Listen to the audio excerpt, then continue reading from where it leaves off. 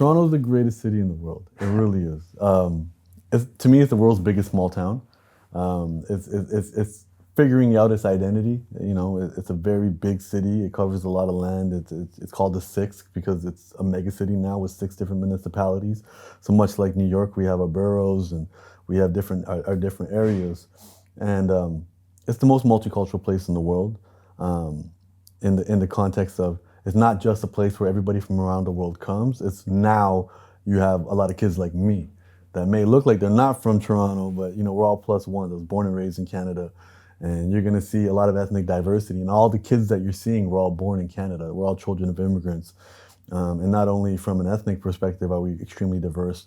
From an economic perspective, we're very diverse. So when I went to high school in the neighborhood I grew up in Rexdale, which is in the northwest corner of the city, I had a friend whose parents were lawyers, and they got to choose which car they drove to school every day. And then in the same circle of friends, my buddy worked at KFC, and all the money went to the mortgage. You know, he was contributing to the household at 15.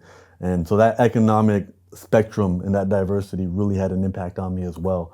It allowed me to feel grateful for where I was. I had friends I used to study with in high school that were beating me at the math test, but they knew at the end of high school where it was going to end because they didn't have the economic means to go to university. And that really stuck with me, in addition to just being exposed to all these different cultures. You know, my best friend growing up was from Trinidad, and the first birthday party I ever went to was the Trinidad birthday party. And now every year I go to Trinidad just because it feels like home. It feels like nostalgia. And sometimes when I'm in the States, they don't get that. You know, they use terms like cultural appropriation when they're like, well, you're a brown guy and you're rapping. That's black people's culture. Or you know, if somebody uses a different hairstyle, if we use different languages. And I think what Toronto is really the future of what a multicultural society looks like. And London is very multicultural, but London's still intense. And I think there's some divides in there. But sometimes London does give me that hint. Once I was here at a McDonald's, just using the bathroom, and a Jamaican dude walked up to me and said, "Get down." And get done slang for like, hey, how you doing?